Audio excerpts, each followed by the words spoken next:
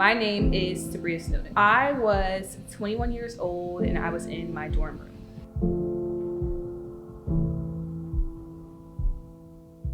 I was definitely always one of those people who knew that sexual assault, sexual abuse happened. I heard of stories, I saw stories, thought they were very sad, but I always imagined like that would never happen to me. I'm very resourceful, I'm not promiscuous, I wasn't even having sex at the time, I don't think. So I had all of these ideas that kind of made me feel better than that. Like that would never happen to me. So when it did, it definitely shattered my world in so many ways. So the night that it happened, I actually,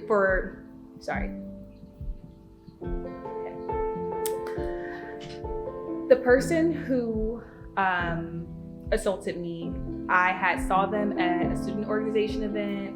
I was always really big on campus. I was always around meeting new people, doing new things. So it wasn't uncommon for me to always like have friends over, meet new people. And I think that's like the college experience. So I had met this individual at an event. He was super nice, super sweet, very cool. And he told me that he wanted to hang out with me. He was like, I like your vibe. It never seemed anything like sexual. It didn't seem anything other than friendship. So after a few failed attempts of us like hanging out around campus, one night he texted me and he was like, we never hung out this week. And I was like, yeah, we didn't. And he was like, well, what are you doing now? And I was like, I'm just chilling. I think I was watching Moesha. I had all my work done. So I was like, yeah, I'm just chilling. He was like, well, can I come over now? And looking back now, that little thought in the back of my head, my intuition kind of told me not to say yes. But like I said, I'm young, I'm in college, I have my friends over all the time. I was constantly getting complaints from my roommates that I was too loud. Like, I like to have fun, I like to have vibes. So I just said yes. He came over, we hung out, we watched TV, we talked, we chatted, we catched up. Until there was a shift in body languages, a shift in mannerisms, a shift in the energy. It felt like the shift shattered my thoughts about what was gonna go on that night. He began to call me pretty, which I said, thank you. And then I'm a very awkward person, so I kind of just like moved over a little bit and tried to act like that wasn't weird because it kind of was. And then the compliments slowly turned into touching, and which I told him I did not want at all. The touching slowly turned to gripping. The gripping turned to him grabbing me. That turned into clothes flying off. And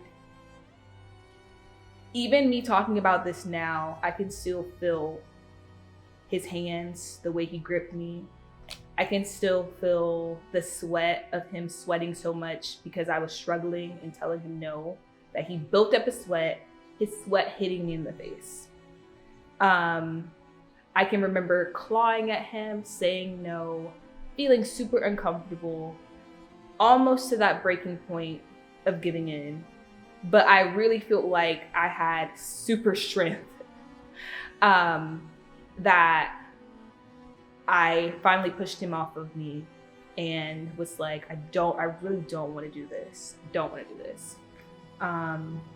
So he's huffing and puffing because he was struggling. Long story short, I left. I was like, you need to leave. I feel very uncomfortable. He asked me to walk him down. I did. He asked me to give him a hug before he left. I did. After he left, he immediately texted me and said, "I'm sorry." And I think in that moment, I knew that something had happened to me, but I didn't know what it was. I didn't know it was sexual abuse. I didn't know it was sexual assault. I didn't know it was a rape. And honestly, for so long, I always was like, yeah, he just tried to get with me. I did not know that, I did not know that he penetrated me until after I got an STD test and I had chlamydia. So yeah, it impacted me in so many ways. After that, I was very anxious. That's when the root of my anxiety started. I am still very fearful to go in public places. It's gotten a lot better through therapy. This was right before I met my current now boyfriend of 2 years. So even our relationship, like, he was the first person I told. He was the first person that I felt comfortable with.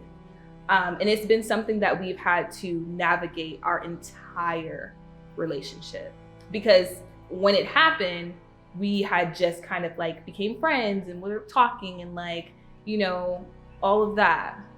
So it's been a journey.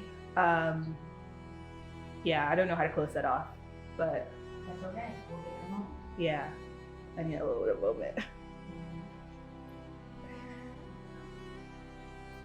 Okay. The importance of consent and how we can better promote a culture of affirming consent. Yeah. So consent is very much important. Knowing what consent is, taking a no as a no, taking a I don't know as a no, taking a yeah, but not right now as a no. Like, I think as adults or even children, like as people in general, we have to be conscious of body language, mannerisms, all of that. In my situation, he probably could have told that I felt uncomfortable from that first compliment. That no through body language should have been a red stop sign. It should have been a complete stop. So I think in society, we have to just dismantle this whole thing of, you know, rape and sexual assault happens because you wanted it, when there are obviously clear signs of not wanting it.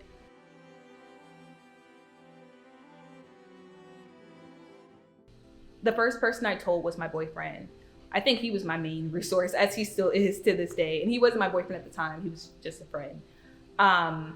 He was like my lifeline throughout that entire process. Like that night, he was able to stay with me because I was super scared of being alone.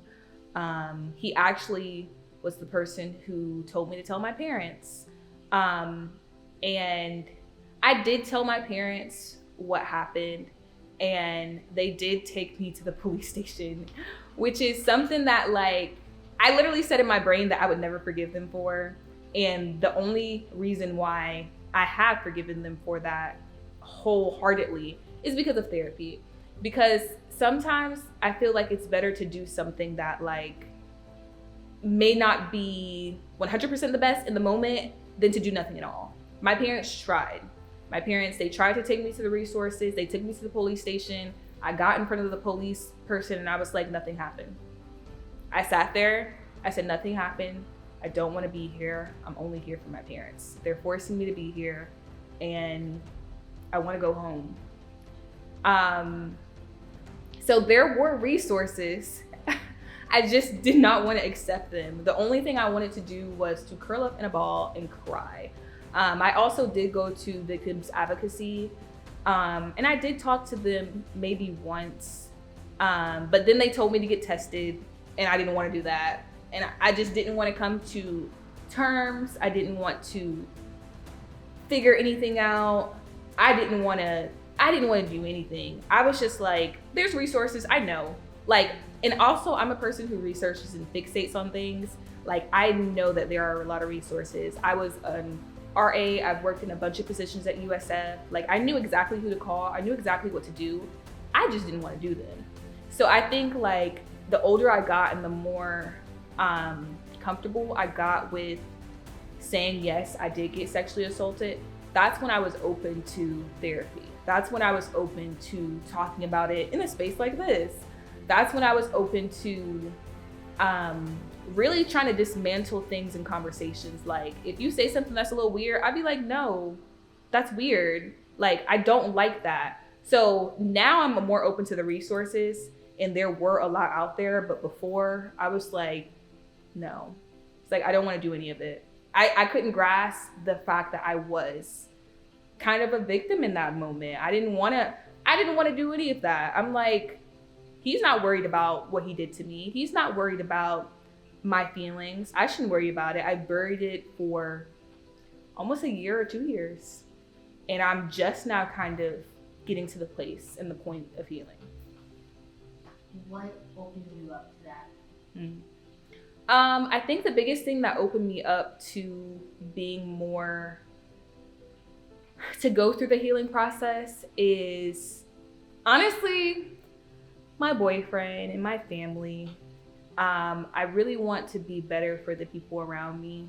Sometimes I want to be more better for them than myself. But once I got in the groove of trying to be in a better place, because I had got really depressed and my anxiety was like super, super bad. And then I started grad school, and then it was so many things going on. I got assaulted right before I graduated college.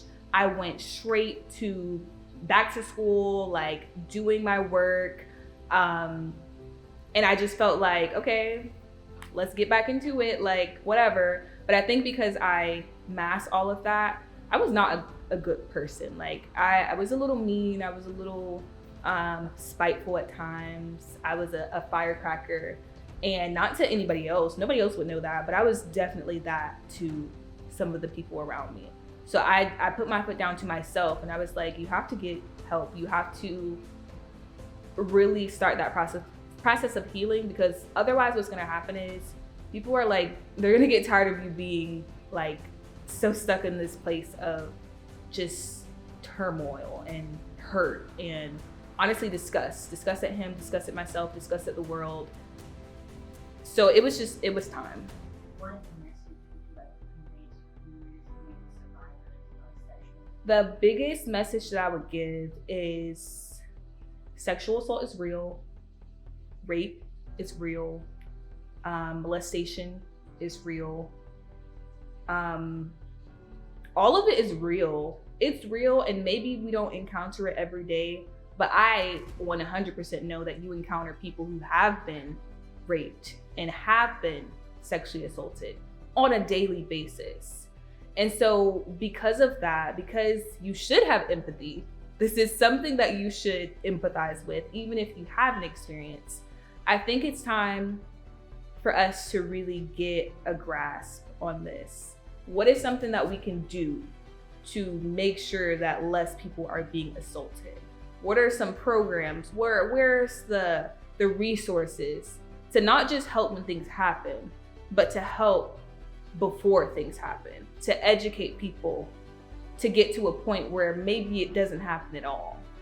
That's my biggest thing. I just think that, like, as allies, as survivors, you know, it happened to us, but what are we doing with it? I think that's the biggest thing for me. Like, there's been a lot of bad things that's happened in my life, but if I don't put it to a use, then I'll sulk in it. So like, my message is to y'all to, let's get something started. Let's put some things in action, and let's make some change, so people in the future don't have to go through the same experience as us. What advice do you have for survivors who may be hesitant or unsure about reaching out for help? Yeah. Support helps. That's the biggest thing. It doesn't feel like it's gonna help. It doesn't feel like useful or needed in this moment, especially if you just got assaulted or if you're dealing with past traumas. It doesn't feel like it's gonna help, but I promise you, once you start talking about it, once you start opening yourself up to the idea of even thinking about it, like, for so long, I didn't even wanna think about it. I didn't wanna go certain places that would remind me of this person. Like, once you kind of open yourself up and really make up in your mind that you are not going to let their thoughts and what they did to you hold you back, the process becomes so much smoother. You're doing it for yourself. Take away all the external factors. Take it step by step, day by day. And I promise you, you'll, like, I was just telling my dad and my mom, I was like, I don't even recognize the Tabria from 2021. I don't want to say I don't know her, because she still lives in me, but like the amount of growth that I have experienced within these couple years and the work that I put in, every tear, every sleepless night, every therapist session where I just want to scream, was all work to build you up, to become your present day self. And like, I'm not gonna say I'm 100% healed. Even doing this today is like a part of my healing process, because I've never talked about it like this. But it's baby steps towards your progress. And I think you got this. If you are struggling, I know you got this. My name is Tabria Snowden, and I am a survivor and not a victim. Is there anything else you want to add? I just love y'all. Yeah. I'm glad I made it through without crying. I had it. You had it a little bit.